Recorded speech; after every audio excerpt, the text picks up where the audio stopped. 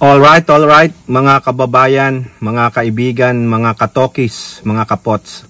Kamusta po kayong lahat? And once again, welcome po dito sa ating mumunting channel, Simply Tokis Vlog. Pag-usapan natin mga kababayan, ito pong si Senate Minority Leader Tito Sotto, kasi meron po siyang hamon sa mga kapwa niya senador na bumoto ng i-archive yung impeachment case against sa inyong tokmol na Sara Pusit Duterte. At ganun din po, yung isa ring senador, meron po siyang binigay na dalawang pamamaraan na pwede pong ma-pull out itong impeachment archive kung sakali man baliktarin ng Supreme Court ang kanilang naunang desisyon. So, shout out po lahat sa inyo and may God bless us all. So, unahin natin mga kababayan, ito pong si Senate Minority Leader Tito Vicente Tito Sotto III. Okay, dito po sa article ng Bilyonaryo mga kababayan. Sotto, Senate must revive BP impeachment case if Supreme Court reverses ruling. O, ayan po yung hamon niya. Ano ang gagawin nitong sila Escudero? Baka mamaya, hindi, wala na, archive na eh. Hindi, kung ano-ano na namang motion.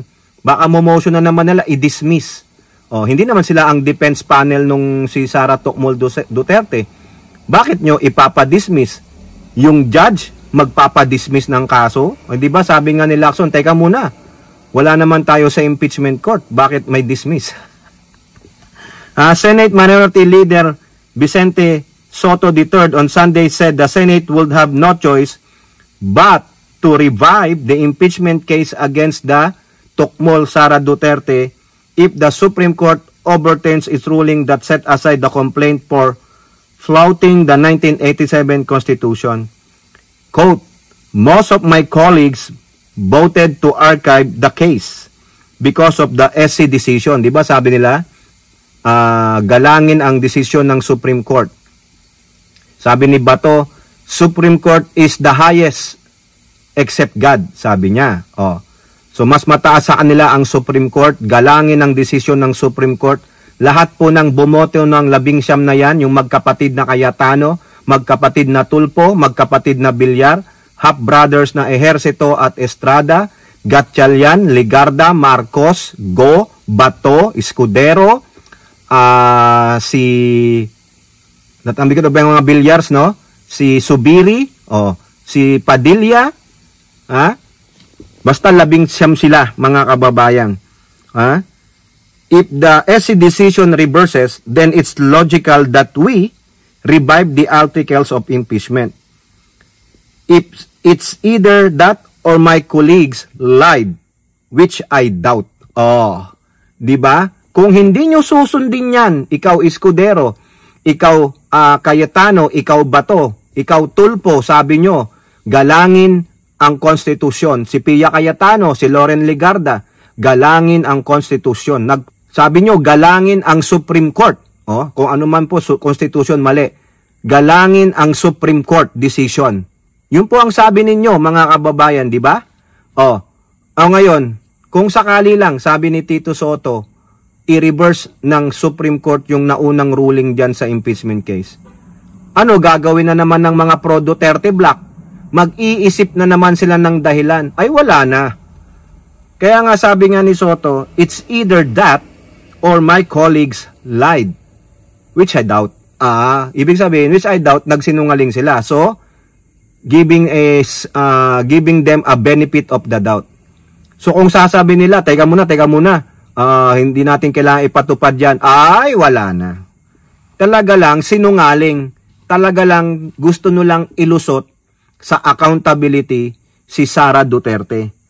The veteran lawmaker issued the remarks amid the simmering tension between Duterte allies who voted to archive the articles of impeachment in deference to the High Court's decision and the House prosecutors who were insisting that the impeachment should have proceeded. Sotto was reacting to House prosecution panel spokesperson Antonio Bucoy, who said that it would have been easier to reopen the case had the Supreme Court agreed to table the articles of impeachment instead of archiving them.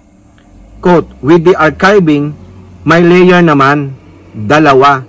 Una, kailangan may magmotion sa mga senator to revive o to take out of the archive. The motion is not enough. Kailangan pagbotohan. Kung bumoto sila na hindi, to reject. Sabi ni Bukoy. Ayan. Since Duterte's Senate allies have earlier voted to archive the complaint, Bukoy said it was unlikely that the upper chamber would revive the case even if the SC grants the motion for reconsideration filed by the House of Representatives. Eto na ma'am to. Susundin naman nila yung rules nila. Ganon, di ba? Ayan. I-invoke natin yung rules natin. Nung nagdesisyon ng Supreme Court, immediately executory. Sabi nyo, forthwith na, immediate. Igalang ang desisyon ng Supreme Court. Nasaan ngayon yung paggalang ng Supreme Court kung hindi nyo gagawin ito kung sakaling ma-reverse? Di ba? Double standard. Tama si Soto. It's either that or which they lied. Nasaan kayo doon? Pag hindi nyo ginawa yan, they lied. Mahirap sabihin kung susunod sila o hindi. Pero sa naging botohan at pagkilos ng mga miyembro ng Senado, mukhang mahirap na naman kasi 2 layers ayan. Mukhang pessimistic si Bukoy. Pero tingnan natin mga kababayan. Kaya sabi ni Soto, ang hamon niya, i-revive ninyo? It's either that or you lied because you have said igalang ang desisyon ng Supreme Court. The Supreme Court is the final arbiter. Tapos pag sinabi ng Supreme Court, teka muna, nire-reverse namin yung unang pasya namin.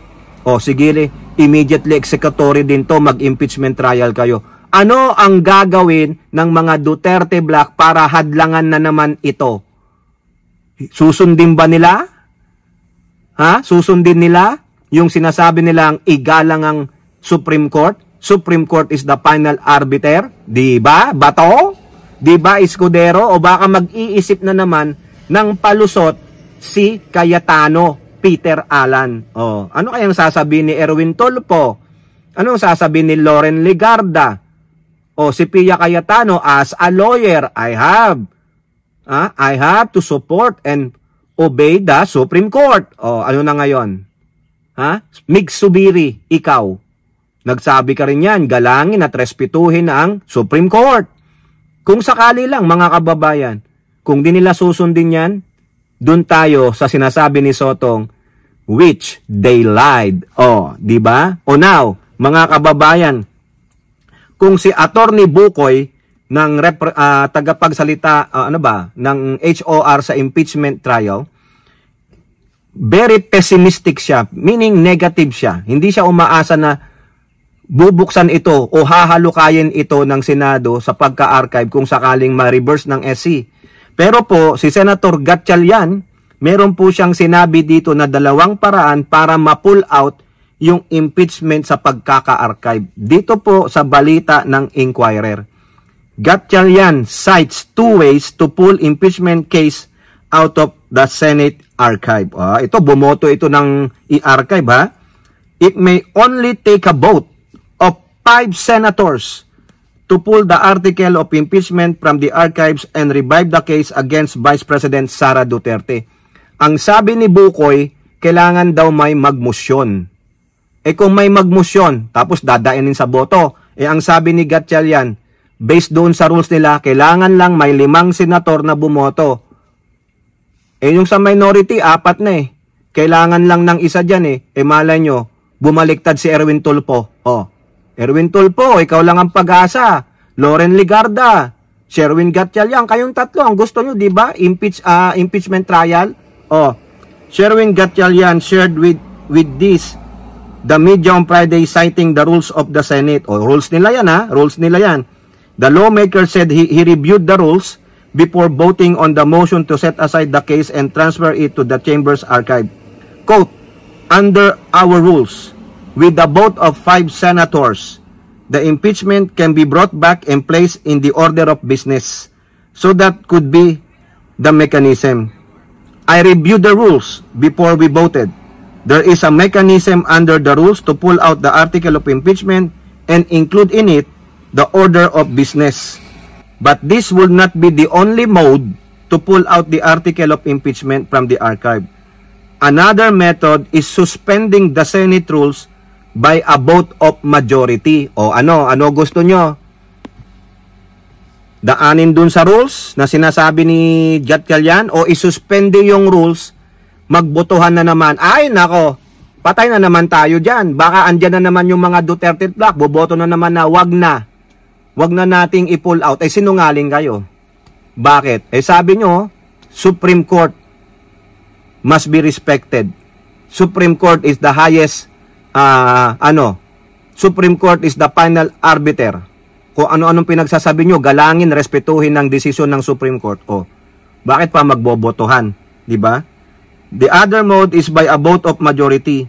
We can suspend the rules. And then when we suspend the rules, we can vote to bring back the articles of impeachment and put it back to the order of business. So there are two modes to approach that. O, ayan po. 5 senador, na magsasabing i-pull out natin, baka may mag-motion. O ito naman, isuspindi daw yung rules at tapos magbotohan yung majority. Patay na naman tayo dyan pag sinabing ganon. Baka yun ang gagawing paraan nila Bato o ng mga Duterte block kasama sila Escudero, sila Cayetano. Okay? Kung ganon po ang mangyayari, alam na natin. Talagang sila po ay pinagtatakpan ang accountability ni Sara Duterte. Talaga pong sila ay partial na partial. Ayaw nilang isa publiko yung katarantaduhan ni Sara Duterte. Sinishield nila mga kababayan eh. Bakit? Bakit nyo sinishield? May mga pamamaraan pag if you go to the other way around, yung isuspend yung rules and then vote the majority, wala na. Paano na yung sinasabi nyong lumipad na sa bintana o tinangay na ng masamang hangin, I may borrow that, yung sinasabi ninyong irespeto ang desisyon ng higher court. Susundin nyo yung rules ninyo. O, di ba? Ganan? Ay, ewan ko mga kababayan. O kayo po, ano pong inyong masasabi? Comment down below. And don't forget to like and share. Hope to see you on the next videos. Bye-bye. God bless.